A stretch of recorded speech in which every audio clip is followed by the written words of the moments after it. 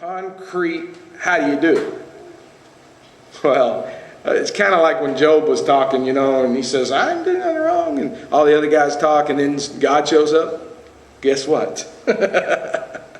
He will. Sooner or later. You got to wait on him. What is it? Blessed is the man that waits upon the Lord. You got to wait on him. But when he shows up, oh my, you got to get ready to be humble.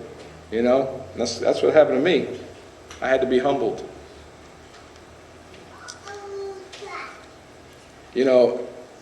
A similar thing happens when the children of Israel leave Egypt.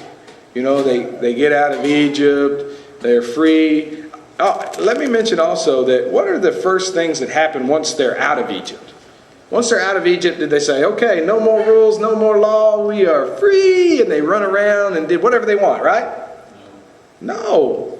As soon as they got out of Egypt, God did what? He started teaching them the right way to be.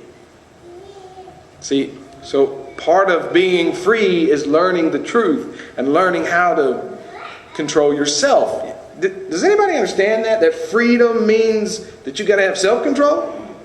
See, a lot of people don't think. They think freedom is you do whatever you want, you run around crazy, and you don't have any control. Wrong. To be free, you have to be in control of yourself. Right? I mean, that just shakes me down. What?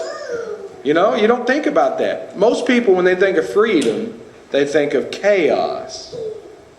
But that's not freedom. Freedom is being in control of yourself, doing what's right by your own choices, right? So when and I'm getting off my notes, but you think no way people wouldn't leave freedom and then go back into bondage, would they? They wouldn't carry it around. Well, it actually did happen, like I said, because as soon as they were freed, the first thing God did was He gave them the law. He started teaching them the law, teaching them the right way to behave, right? He also began to, and He used certain things to teach them. For instance, He used the manna, which was substance, was keeping them alive. And a stone, He hit the stone and got water.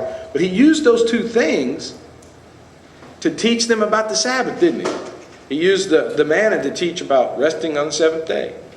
It's interesting to me that the blessings were also used to teach. But anyway, the point is when He came out, they began to learn or be taught by God the law. They come to the mountain, Mount Sinai, right? Was it Mount Sinai? Wait a minute. Yeah. I don't know, for some reason, though, that sounded wrong for a second there.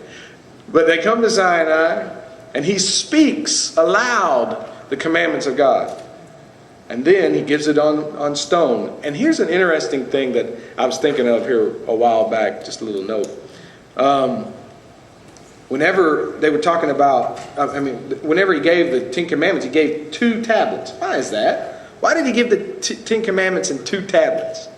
And why didn't He just give them in 1? In fact, it says they were written on both sides, the front and the back. Okay, so He had 2 tablets with writing on both sides. Why? Why did He do that? Why didn't He just give them 1 stone? It'd been a lot easier to carry, right? Do you know why? It goes back to the tradition of a covenant.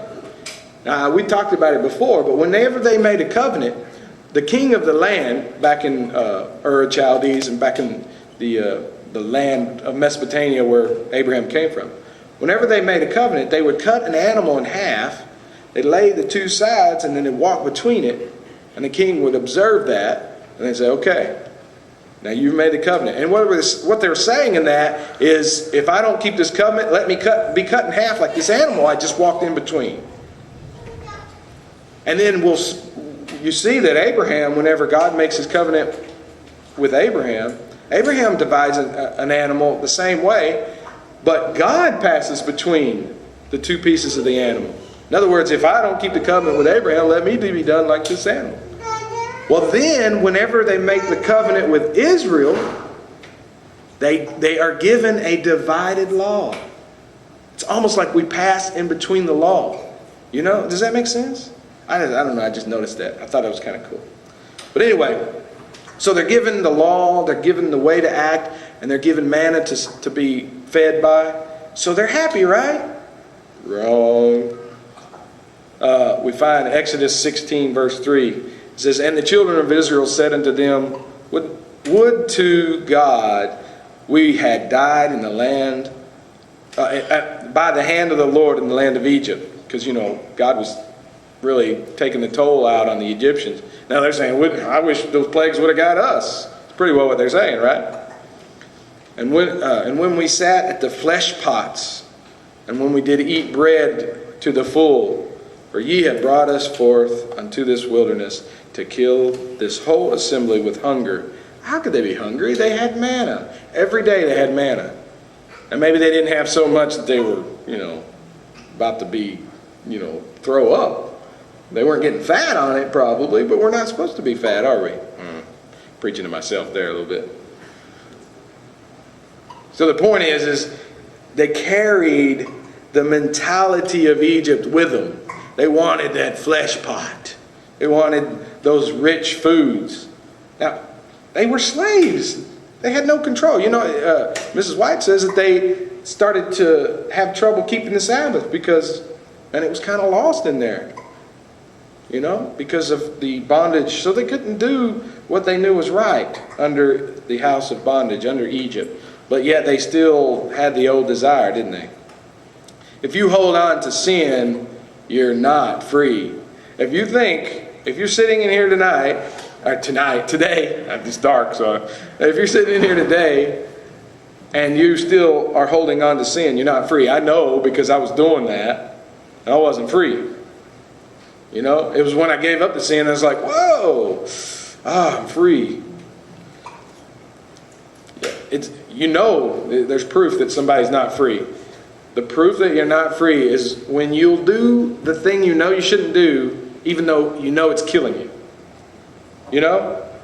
Smoking is a prime example. I know we pick on that a lot, but it's killing you, but you're still puffing. And don't get me wrong, I've been there, not smoking, but I know what addiction's like, and it's tough. It is tough. And, one step at a time, that's how you leave Egypt. One step. Same thing. Those are all sins. The big one I'm fighting right now is tithing. I'm trying to get into that. That's tough. But I will. God has not finished his work in me. But anyway, they say they can't be free. People say, I can't be free. Well, wait a minute. How did the children of Israel get free out of Egypt? God did all these things for them, right? He opened the door. All they had to do was walk out. It's the same thing with us. What does the Bible say? And is the Bible true? Are the words of Jesus true? They're true, right? Well, let's look at the words. John 8:32. "And ye shall know the truth." And remember, the Bible says Christ is the truth. He says the law is the truth, right? So he says, "You shall know the truth, and the truth shall make you free." Remember, when they got out in Egypt, they weren't really free until they started to take in the truth, right? Now look at John 8:36, a couple of verses down, or a few verses down. "If the Son therefore shall make you free, ye shall be free indeed." If he makes us free, we are free. Don't argue with him. Why do we argue with him? I know that Christ died for me, and I'm free now, but I can't give up sin. What? Then this verse isn't true. Jesus didn't say anything true.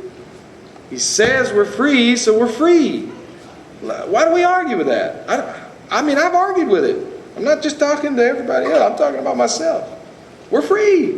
Now, it's just like this. You're free, now start acting like it. Right?